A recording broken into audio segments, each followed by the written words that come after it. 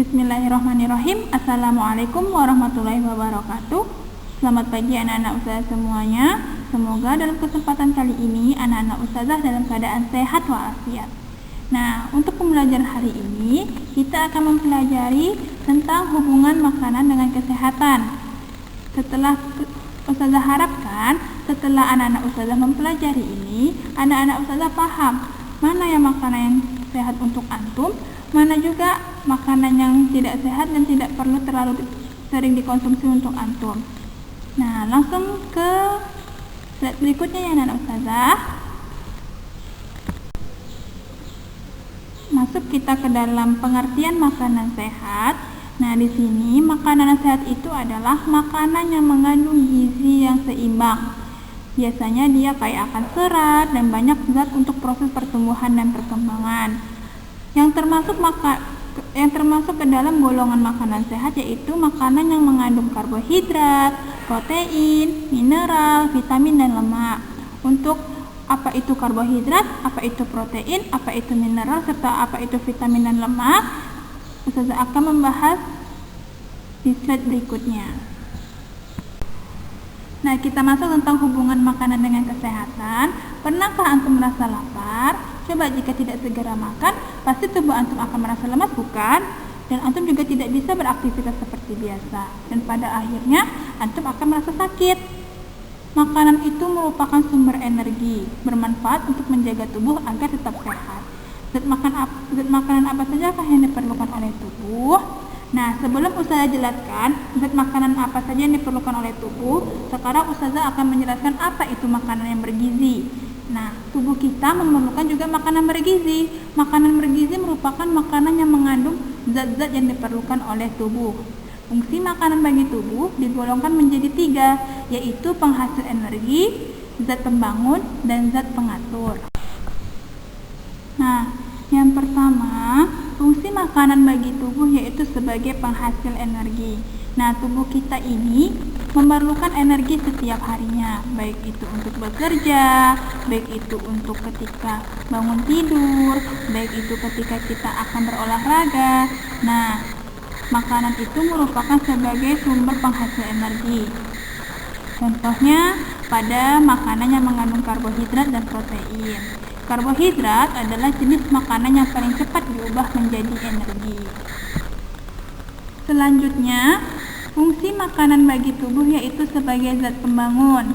Nah, zat makanan berfungsi sebagai pembentuk jaringan di dalam tubuh. Usia antum saat ini masih dalam masa pertumbuhan. Jadi, zat pembangun ini berfungsi juga sebagai pertumbuhan bagi anak-anak seperti antum untuk dalam proses pertumbuhannya. Contohnya, makanan yang mengandung zat pembangun yaitu protein, mineral, dan air. Dan yang terakhir, fungsi makanan bagi tubuh yaitu sebagai zat pengatur. Setiap makanan yang masuk ke dalam tubuh kita nanti akan diatur oleh jaringan tubuh manusia. Nah, makanan juga sebagai zat pengatur. Setiap makanan yang masuk dalam tubuh diatur oleh zat pengatur. Makanan yang termasuk zat pengatur yaitu vitamin. Vitamin inilah yang nanti akan mengatur setiap makanan yang masuk ke dalam tubuh kita untuk menghasilkan energi dan menjadi zat pembangun bagi tubuh kita. Nah, yang kedua, bahan makanan yang mengandung gizi. Nah, tubuh kita, makanan yang masuk ke dalam tubuh kita harus benar-benar yang mengandung gizi. Yang pertama yaitu mengandung karbohidrat. Karbohidrat ini dibentuk melalui fotosintesis.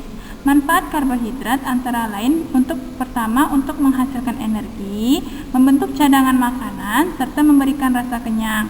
Nah, bagi antum yang ingin sarapan serta makan siang atau makan malam yang cepat kenyang, makanlah makanan yang mengandung karbohidrat. Nah, di bawah ini ada beberapa gambar contoh makanan yang mengandung karbohidrat. Ada beras, ada kentang, ada sagu, ada roti. Nah, itu adalah makanan-makanan yang mengandung karbohidrat. Nah, selanjutnya, makanan-makanan yang mengandung gizi selanjutnya yaitu lemak. Lemak ini dapat diperoleh melalui dua cara, yaitu melalui hewan dan melalui tumbuhan. Lemak yang berasal dari hewan disebut lemak hewani. Nah, di sini ada beberapa contoh yang Ustazah bentuk sebagai gambar, yaitu yang pertama susu, telur, keju, dan mentega. Pasti anak-anak Ustazah pernah minum susu kan, memakan telur, serta mencicipi keju serta mentega. Yang kedua, ada juga lemak yang berasal dari tumbuhan, disebut itu juga lemak nabati. Contohnya minyak sayur serta kacang-kacangan.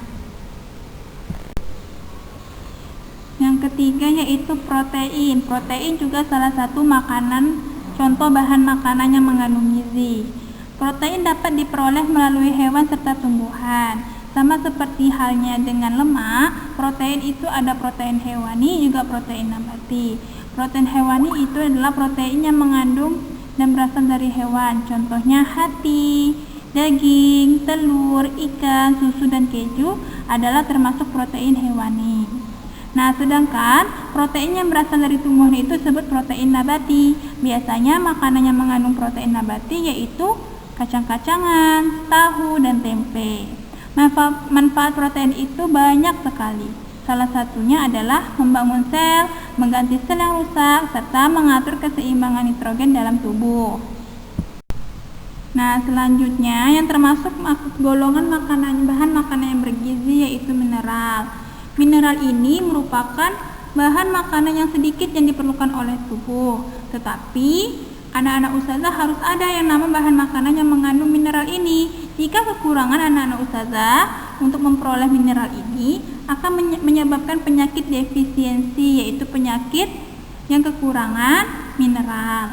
Di sini ada beberapa contoh secara garis besar. Mungkin anak Ustazah bisa baca halaman 94 sampai 95. Di situ ada 6 contoh dari mineral. Yang pertama yaitu kalsium. Kalsium itu merupakan zat kapur, berfungsi untuk pembentukan tulang dan gigi. Nah, bagi anak-anak Ustazah yang rajin-rajin minum susu misalnya, nah itu susu juga termasuk kalsium, mengandung zat kapur untuk pembentukan tulang dan gigi. Yang kedua yaitu fosfor. Biasanya fosfor ini berada pada makanan kacang merah, jagung kuning, kacang mete, udang, daging ayam, dan daging sapi. Nah, itu termasuk ke dalam bahan makanan yang mengandung fosfor. Selanjutnya yaitu zat besi. Zat besi yaitu bahan makanan yang mengandung zat besi antara lain seperti bayam, ubi jalar, kedelai, telur. Nah, semua makanan yang daging ayam, telur, dan daging sapi itu termasuk ke dalam mineral juga. Nah, selanjutnya yodium. Seperti garam dapur mengandung yodium juga, ikan laut, serta sayuran. Selanjutnya yaitu fluor atau F. Bahan makanan yang mengandung fluor antara lain air minum, teh, dan makanan yang berasal dari laut itu mengandung fluor. Nah, selanjutnya air. Nah, air ini pasti antum semua tahu itu air. Air itu merupakan berperan penting dalam segala kehidupan manusia. Nah, pembakaran karbohidrat akan meningkatkan suhu tubuh. Agar suhu tubuh kembali normal, maka air yang ada dalam tubuh sebagian dikeluarkan dari pori-pori kulit. Nah, ketika antum berkeringat, nah itu adalah wujud dari air tadi itu. Nah, di dalam tubuh, air berguna untuk mengatur panas tubuh, mengangkut makanan, mengangkut sisa pembakaran, serta mengangkut bahan makanan. Selanjutnya vitamin. Nah, vitamin juga merupakan bahan makanan yang mengandung zat gizi. Yang pertama, pengertian vitamin yaitu bahan makanan yang diperlukan oleh tubuh dalam jumlah sedikit. Tidak hanya mineral, vitamin juga merupakan bahan makanan yang diperlukan oleh tubuh dalam jumlah sedikit. Nah, tetapi kalau misalnya tidak mengkonsumsi vitamin walaupun cuma sedikit, akan menyebabkan penyakit avitaminosis atau penyakit kekurangan vitamin. Nah, contoh yang termasuk vitamin dikelompokkan menjadi dua, yaitu yang pertama vitamin yang larut dalam lemak, yaitu vitamin A, vitamin D, vitamin E, dan vitamin K, serta vitamin yang larut dalam air, yaitu contohnya vitamin B dan C. Nah, untuk contoh-contoh vitamin ini Kita akan lanjut ke slide berikutnya. Yang pertama yaitu vitamin A. Nah, manfaat vitamin A dalam tubuh yaitu membantu proses penglihatan dan proses pertumbuhan. Jadi, seperti antum sekarang ini yaitu masih dalam proses pertumbuhan, harus juga banyak makanan yang mengandung vitamin A. Kekurangan vitamin A dapat menyebabkan perasaan mudah lelah, peradangan pada mata, rabun senja, atau rabun senja itu bisa dimaksudkan tidak mampu melihat ketika waktu senja, serta kulitnya kasar. Nah, contoh di sini ada satu contoh yang Ustazah berikan untuk contoh vitamin A yaitu ada pada wortel. Nah, selanjutnya yaitu vitamin B. Manfaat vitamin B yaitu pertama mencegah penyakit beri-beri, menambah nafsu makan. Nah, tetapi kekurangan vitamin B juga dapat menyebabkan penyakit beri-beri. Nah, ada beberapa contoh makanan yang mengandung vitamin B yaitu beras, kacang hijau, daging, telur, serta sayuran juga termasuk contoh bahan makanan yang mengandung vitamin B. Selanjutnya yaitu vitamin C. Kalau vitamin C mungkin antum semua sudah tahu, banyak vitamin dijual di luaran sana yang mengandung vitamin C. Nah, manfaat vitamin C bagi tubuh kita yang pertama memperkuat daya tahan tubuh, yang kedua mencegah gusi berdarah, serta jika kekurangan vitamin C dapat menyebabkan penyakit pendarahan gusi dan kulit.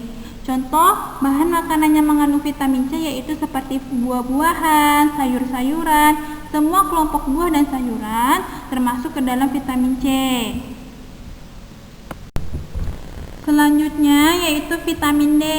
Vitamin D ini bermanfaat membantu pembentukan tulang serta gigi. Jika antum kekurangan vitamin D, yang pertama dapat menyebabkan penyakit rakitis. Rakitis itu adalah penyakit tulang, yaitu misalnya seperti kedua kaki O atau X. Contoh bahan makanan yang mengandung vitamin D antara lain alpukat, pisang, bayam, serta bunga kol. Selanjutnya contoh vitamin yang mengandung gizi yaitu vitamin E. Manfaat vitamin E yang pertama melindungi sel darah merah, mencegah pendarahan, serta kekurangan vitamin E ini dapat menyebabkan sel darah merah pecah serta penimbunan lemak pada otot. Contoh bahan makanan yang mengandung vitamin E yaitu kuning telur, susu, minyak ikan, serta minyak jagung. Selanjutnya yang terakhir adalah vitamin K. Manfaat vitamin K yaitu membantu proses pembekuan darah. Jika antum kekurangan vitamin K dapat menyebabkan kelambatan pembekuan darah. Di sini ada beberapa contoh yang saya cantumkan. Contoh bahan makanan yang mengandung vitamin K adalah daging sapi, daging ayam, kacang-kacangan, sayuran, serta minyak goreng. Nah, di sini dapat kita lihat ternyata semua daging ayam serta daging sapi termasuk ke dalam golongan beberapa vitamin. Oke anak-anak ustazah, demikianlah penjelasan dari ustazah. Semoga anak-anak ustazah paham mana makanan yang mengandung gizi, mana makanan yang tidak mengandung gizi. Nah, di sini untuk mengasah pengetahuan antum, ustazah akan membuatkan tugas. Buatlah skema di bawah ini. Di bawah itu ada makan pagi, makan siang, serta makan malam. Coba tentukan dalam makanan antum mana yang termasuk karbohidrat, protein, serta lemak. Dapat dikerjakan di buku latihan masing-masing ya anak-anak ustazah. Oke, tugasnya ustazah tunggu di sekolah. Wassalamualaikum warahmatullahi wabarakatuh.